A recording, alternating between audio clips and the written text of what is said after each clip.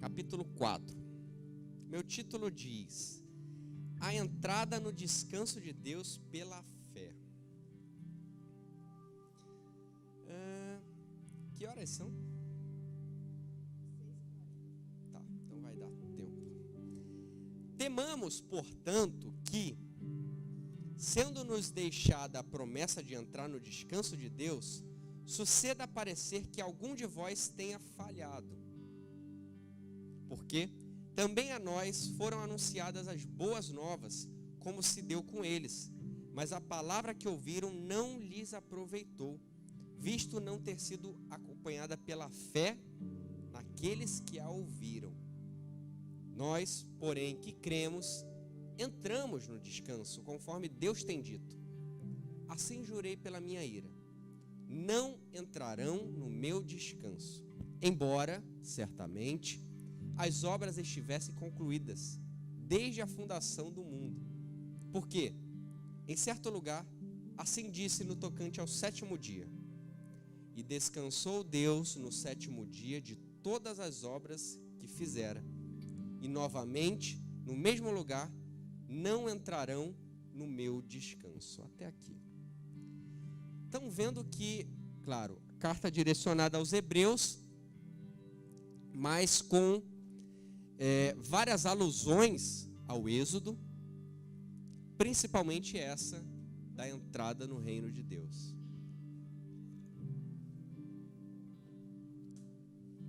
Que é, gente, a nossa maior, eu diria, o nosso maior objetivo na vida é entrar no reino.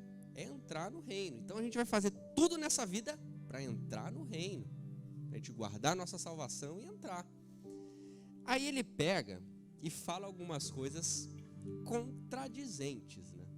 Claro que, quem sou eu para falar contradizente? Retiro o que eu disse. Ele fala algumas coisas que chamam a atenção da seguinte forma: se Deus é o alfa e o ômega, já sabia antes de fazer tudo o que faria e depois descansaria no sétimo dia, como é que ali ele pega e fala,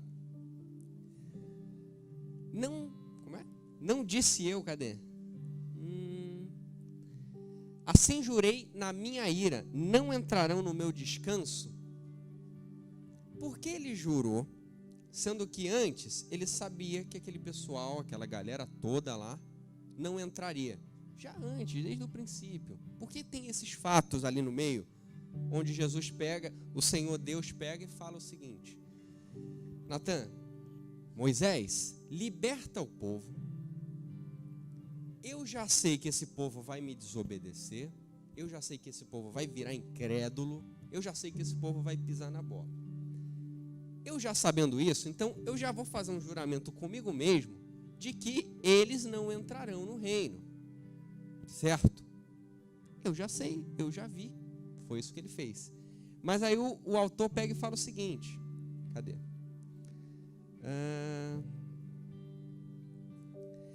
No final do 3. Embora certamente as obras estivessem concluídas desde a fundação do mundo. Tudo já estava pronto desde que foi fundado. Natan, eu não existia lá no tempo de Adão e Eva.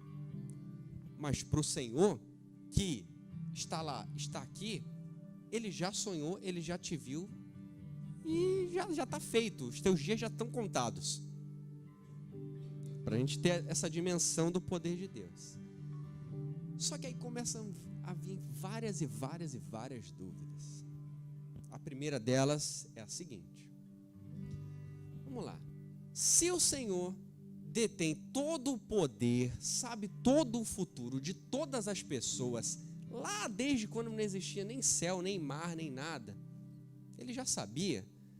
Por que então, quando ele está lá no fim, ele também já sabe os que não vão alcançar e vai julgar eles? Não faz tanto sentido para a gente.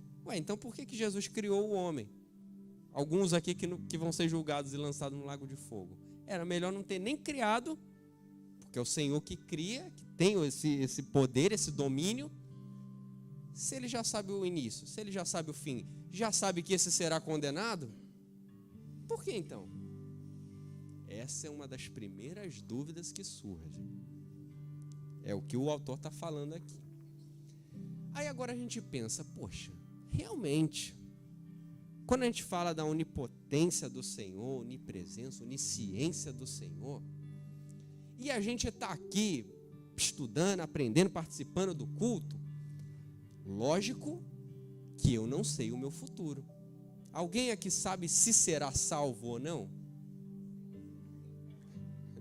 Pois é. A gente sabe.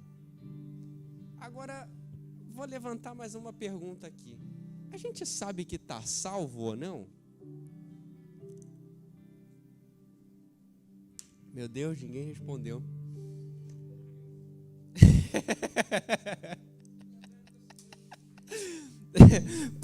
Por que acontece isso?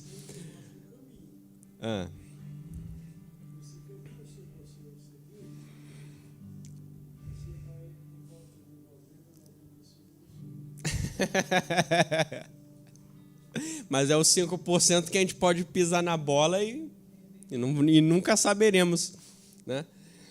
Mas vamos com calma. Por que a gente primeiro não tem muita certeza da nossa salvação? Porque de cara vem o pecado. De cara. Eu me conheço. Exato. Meu Deus, fiz essa pergunta, acabei não respondendo, porque eu não tenho tanta convicção da minha salvação, tanta certeza da minha salvação. O que eu tenho certeza mesmo é da minha consciência do pecado. Essa eu tenho certeza, porque eu fiz, eu vi e tal. Mas, pela maravilhosa graça do Senhor Jesus Cristo na nossa vida, que fez aquele plano maravilhoso de enviar Jesus, morrer na cruz, ter um derramamento de sangue, pagar os nossos pecados, por meio de Jesus, nós temos convicção plena da nossa salvação, porque não é por mim. Por mim, ficaria quieto aqui, não responderia nada também.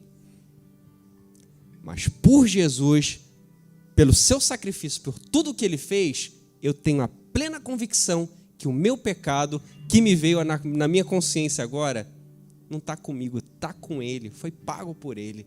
Então isso, meu Deus, me dá paz, porque eu sei que o teu precioso sangue foi derramado por mim, para me redimir, para me purificar, Jesus. Pelas minhas mãos, silêncio, Pai, silêncio. Por ti, vigor, certeza, convicção de que eu serei salvo. Estão entendendo?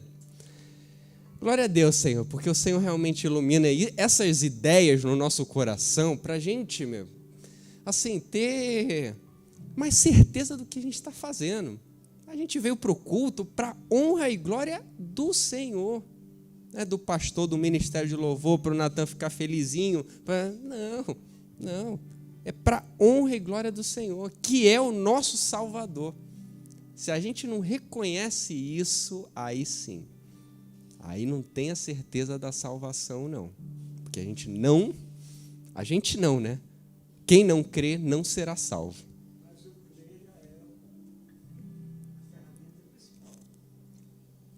Que é a fé.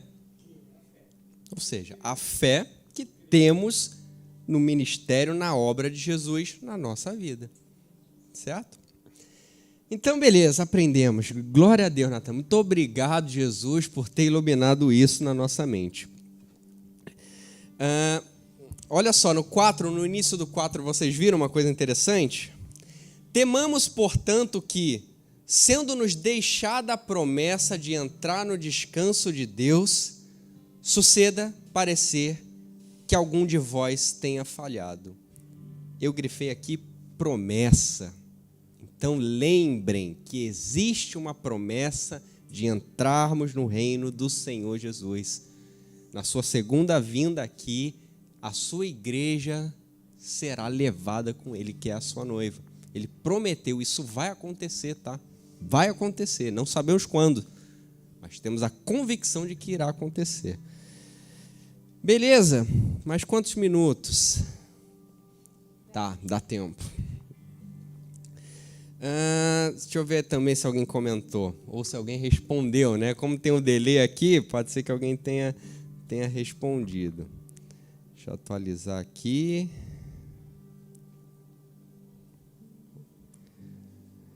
O pessoal tá...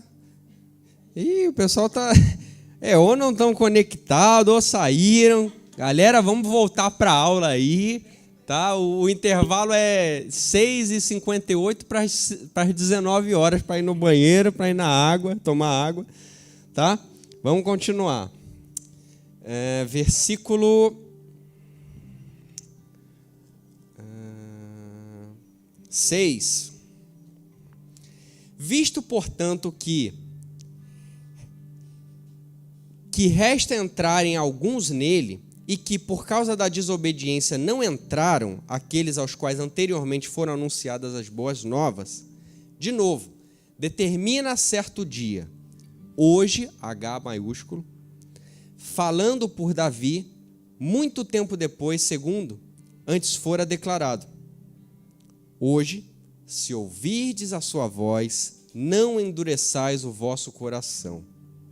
Ora, se Josué lhe houvesse dado descanso, não falaria posteriormente a respeito de outro dia. Portanto, resta um repouso para o povo de Deus. Porque aquele que entrou no descanso de Deus, também ele mesmo descansou de suas obras, como Deus das suas. Olha só, até aqui. Vocês entenderam esse 10 aqui? Vocês entenderam isso? Olha só que coisa. Porque aquele que entrou no descanso de Deus, também ele mesmo descansou de suas obras, como Deus das suas. Nossa, isso aqui remete muitas e muitas coisas.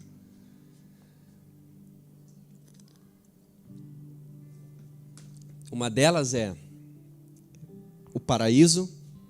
Uma delas é, à luz da Bíblia, o seio de Abraão, né? Que a gente entende, né? Ali o lugar de descanso, o paraíso. E existem ali pessoas que já descansam. Tá vendo essa palavra descansam? É porque não existe a morte eterna para aquele que crê em Jesus. Por mais que esteja morto, viverá. Não foi isso que foi dito? Ou seja, por mais que a gente veja realmente a pessoa morta, ela viverá, porque a promessa é da eternidade. É por isso que esse versículo aqui está dizendo: porque aquele que entrou no descanso de Deus, aquele que alcançou, aquele que está ali com Deus, descansou das suas obras, parou, trabalhou lá anos e anos e anos de sua vida e hoje descansa. Como Deus das suas. Nossa. É porque eu acho que daria uma aula inteira para a gente falar disso. Falar dessa vida pós, né? Não dessa que a gente está aqui agora, não. Do pós, do que a gente vai viver ali no futuro. Mas isso traz consolo ao crente, porque a gente sabe que não é o fim. Não acaba. Não acaba. Para o incrédulo, não crê em Deus, não crê em Jesus, acabou, é o fim, não tem mais chance, não muda mais, não fala mais, mas para a gente não, e é por causa disso que nós temos a esperança, porque se a gente não crê nessa esperança, que é a volta de Cristo, que é o ressurgir mesmo, a gente cai aí em depressão, em luto, em uma vida que agora nunca mais será a mesma. Olha só o que o Senhor fala, né? Exato.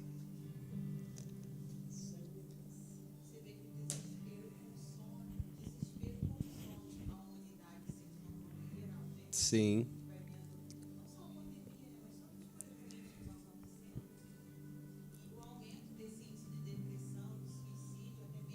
Sim. É verdade.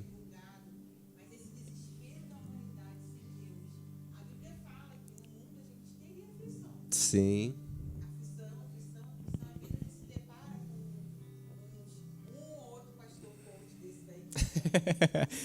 Dando ânimo, né? Aham. Aham. É. Verdade, Sara. É.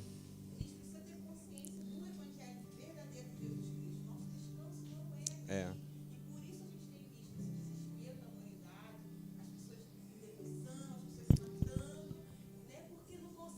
Sim.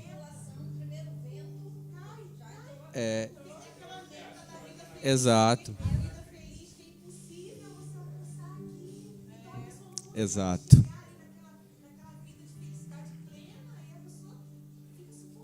Exatamente. É. Falta de merecimento, falta disso, daquilo. Quando, né? Quando realmente essa esperança tem que estar revigorada no nosso coração. O que seria nós sem essa esperança?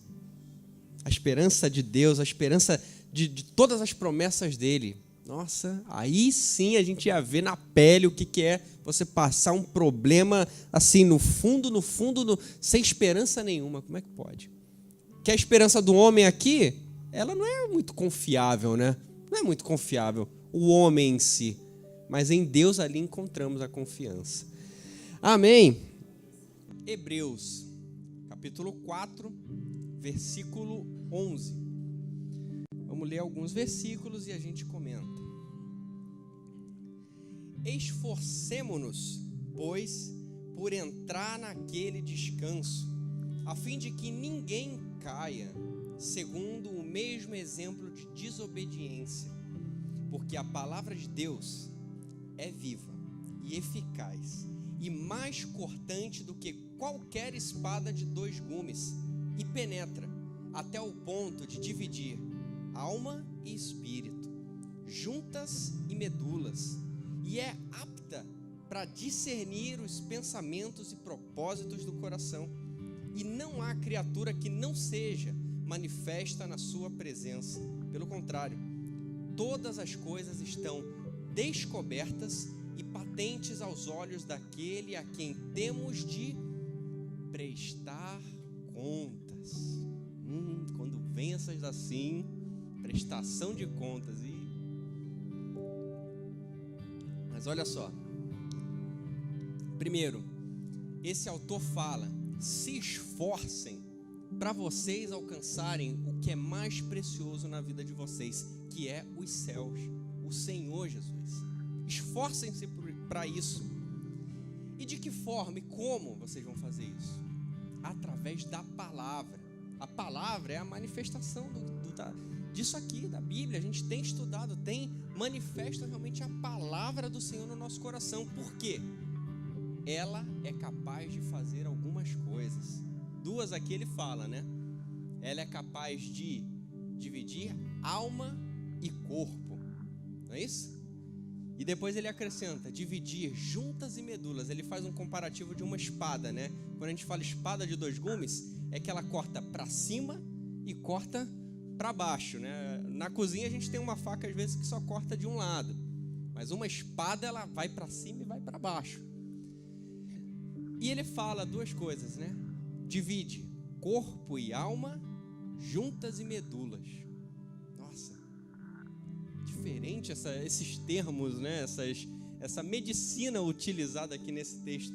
Mas vejam, por experiência própria de vocês, algum momento na vida de vocês, alguma palavra do Senhor ocasionou ou causou isso na vida de vocês? Às vezes só você sabe, mas você ouviu e falou: meu Deus, eu me sinto assim, eu me sinto completamente dividido agora, aberto realmente. É uma palavra que entrou, parece que penetrou assim o coração, virou, cortou, sabe assim? Eu estou falando no sentido da gente ter ouvido alguém pregar, exortar, ensinar, e isso entrou de uma forma tão grande na nossa vida que às vezes a gente até lembra desse fato, desse ocorrido. Mas entendam que esse é o poder da palavra. Não é simplesmente a gente vir ao culto, assistir a aula aqui, depois assistir o culto, receber a palavra, mas a gente está pronto para a divisão que ela causa em nós, e a divisão entre o bem e o mal mesmo. A palavra, a exortação, ela é para causar isso em nós. Quantas vezes já nos saímos de um culto refletindo como podemos mudar, como eu agora vou dar um passo em direção a um rumo que eu quero trilhar com o Senhor. Quantas vezes agora eu saí do culto vivificado pelo Senhor, vou fazer acontecer. Quantas vezes. Esse é o poder da palavra. Agora, claro que cabe a nós, né? Uma palavra que a gente usava muito nas outras cartas, né? Ter a constância. Por quê? Vivificado a gente é. Poxa, estamos presentes, buscamos a Deus, mas durante a semana cabe a nós o dever de casa, de ser constante com isso que eu estou ouvindo agora. Quantas vezes Jesus Cristo reunia pessoas no deserto, nos lugares, os próprios discípulos dele, e era palavra, muitos deles transformados, muitos deles ali completamente libertos, porém muitos manifestados, lembram? Jesus pregando, ensinando e manifestava ali, ou levavam até ele alguma coisa, porque sabiam que a palavra tinha poder. Em alguma aula atrás a gente falou sobre isso, né? Sobre a questão da palavra, da gente profetizar, da gente passar por determinadas situações da nossa vida que às vezes é só você como cristão e é você mesmo que vai com a palavra do Senhor. O que a gente aprendeu é tudo em nome de Jesus. Lembram uma pergunta que eu fiz na última aula, né? Da certeza da salvação por Natan mesmo, por mim mesmo? Tenho certeza de nada, mas em Jesus, absoluta certeza, e eu creio em Jesus. Eu creio piamente em Jesus. Então sim, tenho certeza da minha salvação. E isso cabe a nós. Até quando tivermos nessas situações, né? Que eu sempre falo, de expulsar demônios, de profetizar às vezes na minha família, na reunião de família, em Jesus Cristo, a gente vai e faz acontecer, porque a palavra vem dele. A gente peca quando acha que é nós, que somos nós, né? Que fazemos ou agimos de alguma forma, mas é o Senhor. Diga, Sara.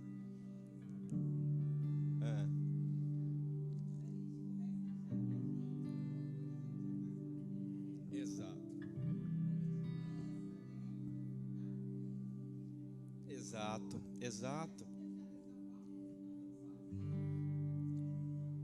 Exatamente.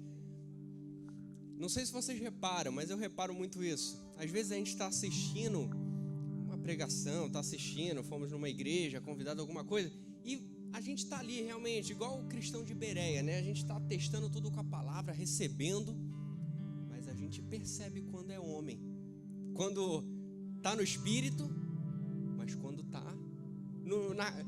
no termo cristão, na carne, mas aí volta para o espírito, a gente percebe.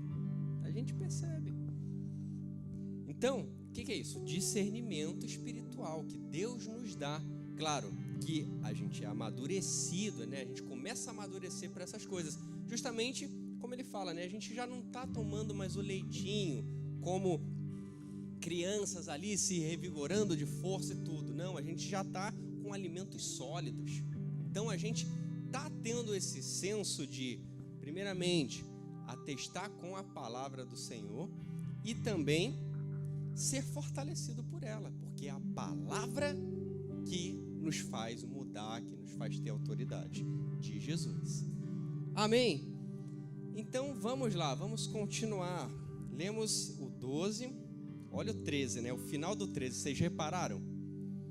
Prestação de contas. Quando começa a vir essas palavras, a gente se sente muitas vezes acusado ou, em alguns momentos, até com medo. Então, Natan, você está dizendo que no grande dia haverá essa prestação de contas do que eu fiz de errado? e eu sei que eu fiz errado. Não sei se eu sinto informar ou somente informar que sim, conforme nós lemos, sim, haverá prestação de contas.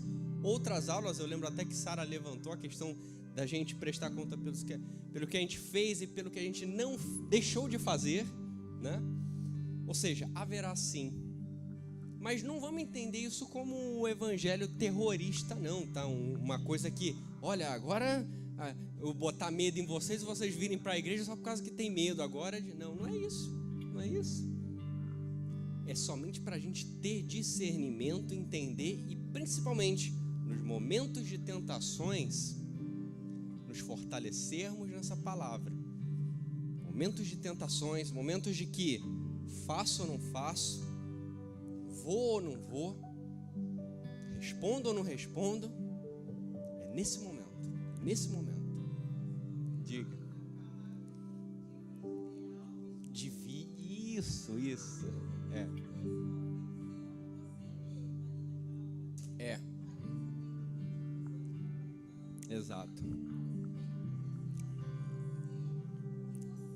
Exato.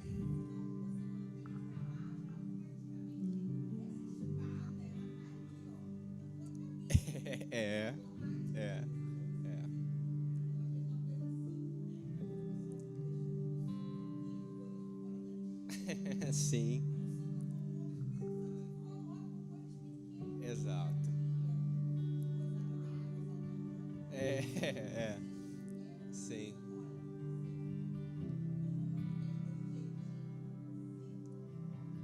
Exato. Sara está compartilhando com a gente que é exatamente nesse momento que a espada de 2 gumes está sobre a nossa cabeça, onde você, veja se já aconteceu com vocês, no momento de pecar ou não pecar, você para e está pensando.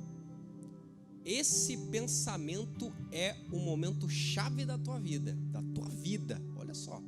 Porque ali você está pensando, a espada está aqui, e você está, faço, não faço, isso não, isso, as pessoas fazem, eu também faço ou não faço. É nesse momento, gente, é nesse momento. E a palavra, ela é capaz de causar essa divisão mesmo, dividir a alma e o corpo ali. É o bem, é o mal, eu tenho todo o meu racional, eu tenho meu livre-arbítrio, e agora, como é que eu vou decidir? Então lembrem, sempre, guardem, nesses momentos que você principalmente pensa racionalmente, porque você pecaria racionalmente, tá? A gente não pecaria simplesmente porque, escapou, alguma coisa assim, não, racionalmente você faria isso.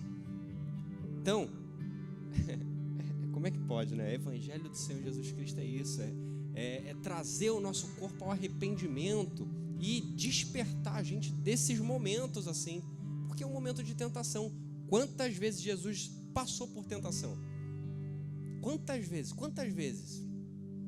De abdicar mesmo do poder de Deus, de querer fazer tudo pela força do homem e que ele tinha. Então foi um momento ali de pensamento e atitude, porque ele estava com a retaguarda dele conectada em Deus. Então Deus dava essa sabedoria, esse discernimento para ele agir. Amém? Então vamos lá, vamos continuar, capítulo 5. Deixa eu ver aqui os comentários.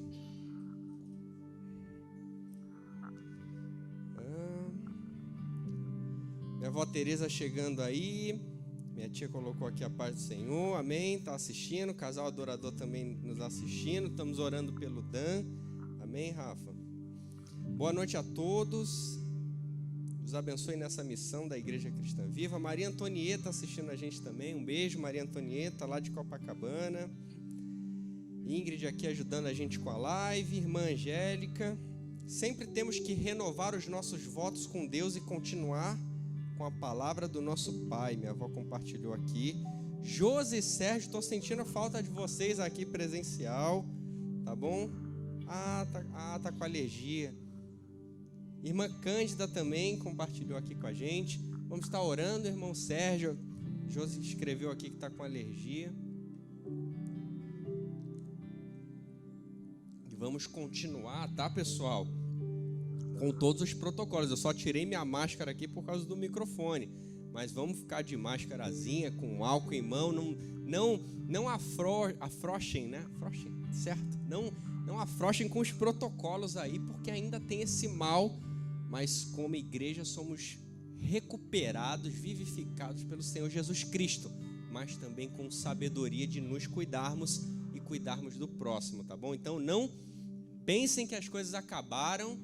Vamos continuar orando para que esse mal realmente, pelo poder do nome de Jesus Cristo, acabe, né? Finalize e não toque na sua igreja. Capítulo 5, vamos lá. Capítulo 5 não, versículo 14. Meu título diz: Jesus, o sumo sacerdote que se compadece de nós. Aqui vai ter uma historinha bem legal que eu vou contar para vocês. 14. Tendo, pois, a Jesus, o Filho de Deus, como grande sumo sacerdote que penetrou os céus, conservemo-nos firmes na nossa confissão.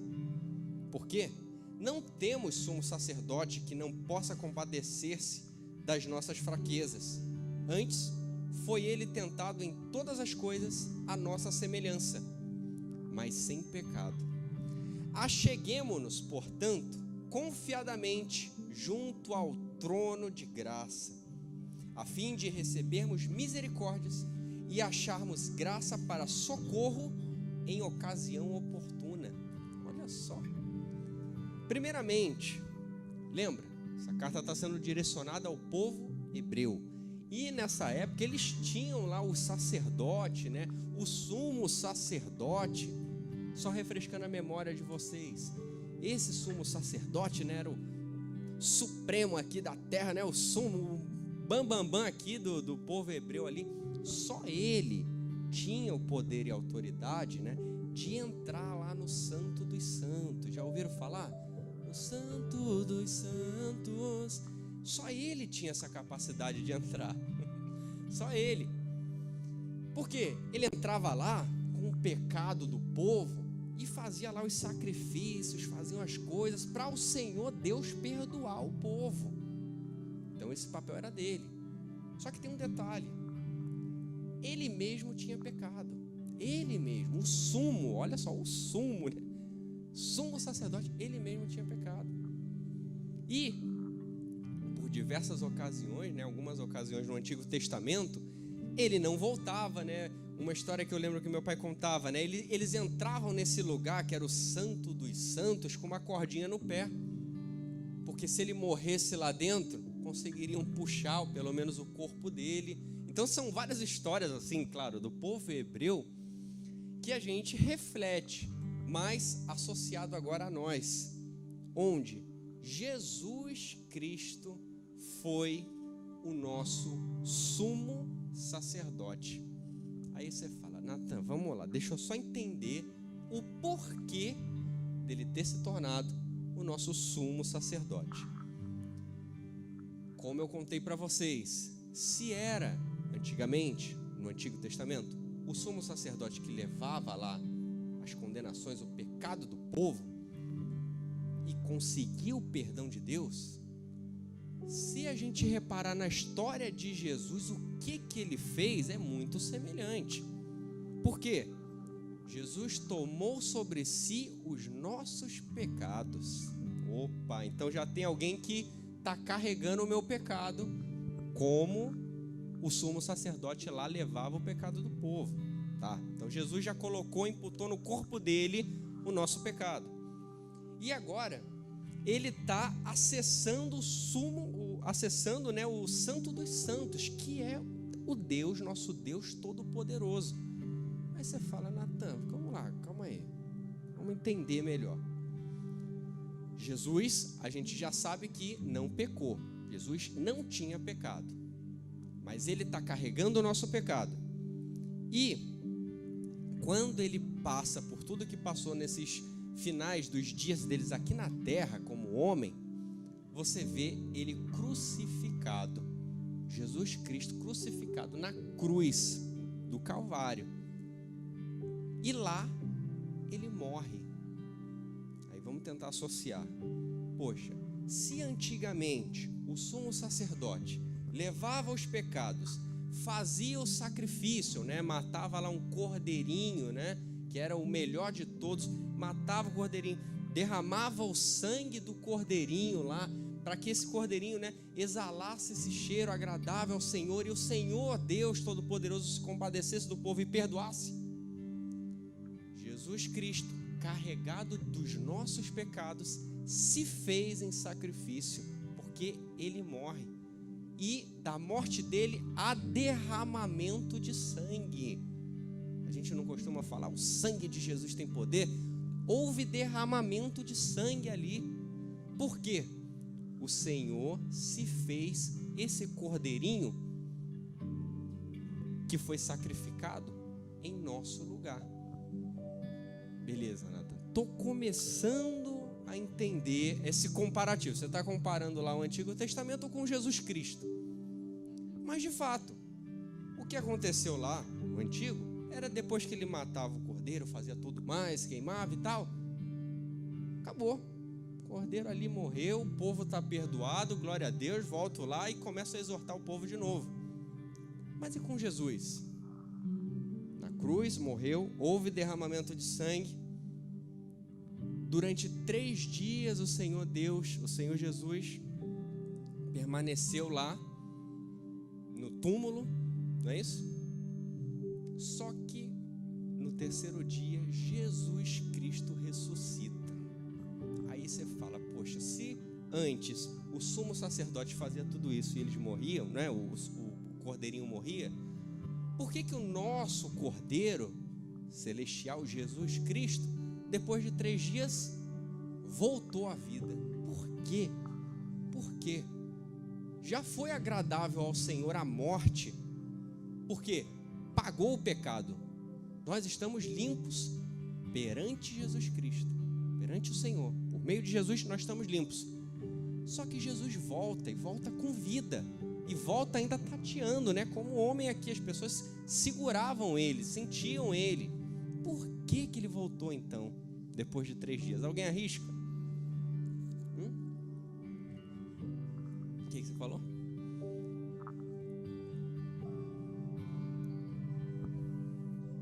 Por que depois de 3 dias, né?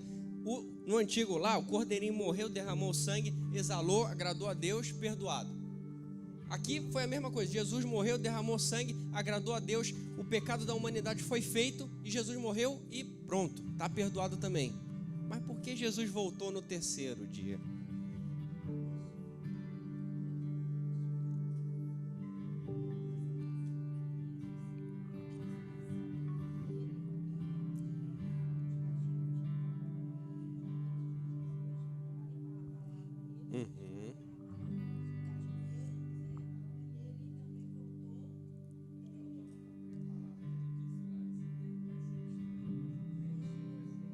Também, sim.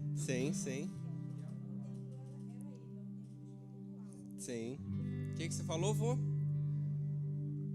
Para cumprimento da palavra. Falou também, Sara?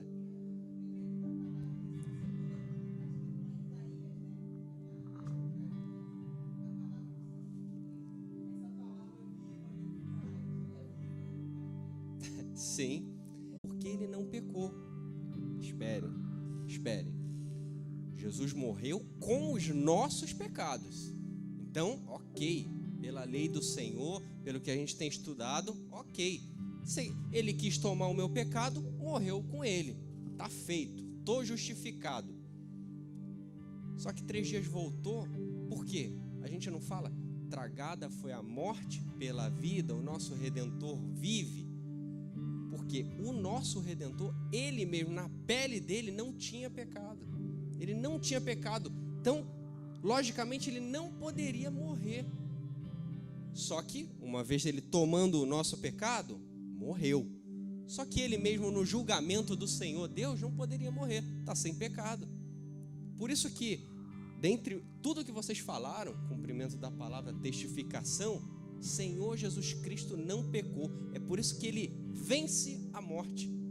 A morte deu um golpe, matou na cruz, né? Os guerreiros lá colocaram a espada, pregaram as mãos dele, morreu. Só que isso foi o grande motivador, o balizador dele viver, porque ele venceu. Morreu, só que venceu. Venceu para uma vida eterna, e uma vida aqui presente, que ele ainda ficou 40 dias aqui na terra, né, com os seus discípulos, indo para lá e para cá. Hoje está à destra de Deus, mas a vitória é exatamente essa. Porque a gente leu, não tinha pecado, mas sem pecado, no final do 15. Estão entendendo? Tecnicamente é como se eu falasse, Jesus não poderia ter morrido. Não pecou, o salário do pecado é a morte. Ele não pecou, então não morre. Mas como ele tomou o meu, morreu. Só que ele não tinha pecado. Então quando chegasse no tribunal, o santo juiz, Pai Celestial, vamos lá, entra na fila, Jesus, meu filho, peraí, não tem pecado em você. Você cometeu o seu pecado, você não tem. Então não posso te condenar. Volta, né? Como se fosse isso, né? Para a gente tentar começar a entender, certo? E claro, testificou o que os profetas falaram, testificou a palavra do Senhor.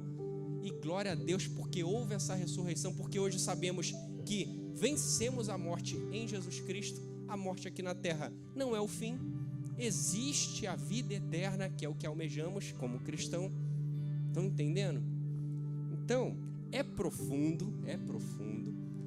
É uma história que a gente poderia discorrer aqui muito, mas se vocês prestarem atenção, quase toda aula a gente tem feito esse comparativo com o que acontecia lá no antigo, com o que acontece hoje com a gente, né, por meio de Jesus Cristo, mas é exatamente para nos dar essa lição para a gente saber. Diga.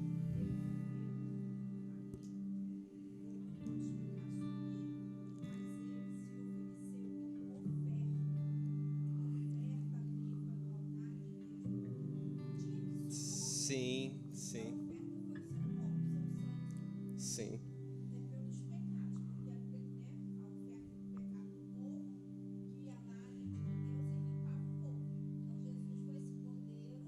Imaculado.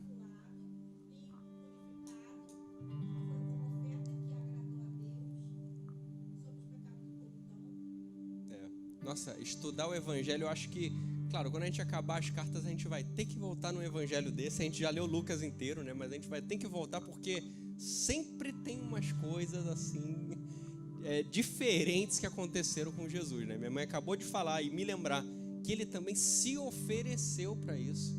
Ele se ofereceu, olha só, voluntariamente, assim, não foi alguém que obrigou, não, ele se ofereceu como sacrifício. E o detalhe, ele poderia ter resistido, mas não resistiu ao que estavam fazendo ali com ele, né? Cruz na cabeça, cuspir, chicotear, tudo. Poderia resistir, mas não resistiu. Foi como um cordeirinho imaculado para o matadouro, né? Segundo Isaías fala. Curioso, né? Mas vamos lá, vamos continuar. Versículo... olha só o 16. Vocês viram o final do 16? Aqui, ó. Vamos ler o 16. Acheguemo-nos, portanto, confiadamente, guardem essa palavra, junto ao trono da graça, a fim de recebermos misericórdias e acharmos graça para socorro em ocasião oportuna. Estão vendo que o nosso encontro com o Senhor Jesus Cristo, nos anos, vocês aqui, vocês também na live, já tiveram esse encontro com Jesus Cristo, que é realmente a sua confissão pública do Senhor da tua vida, unicamente o teu Salvador.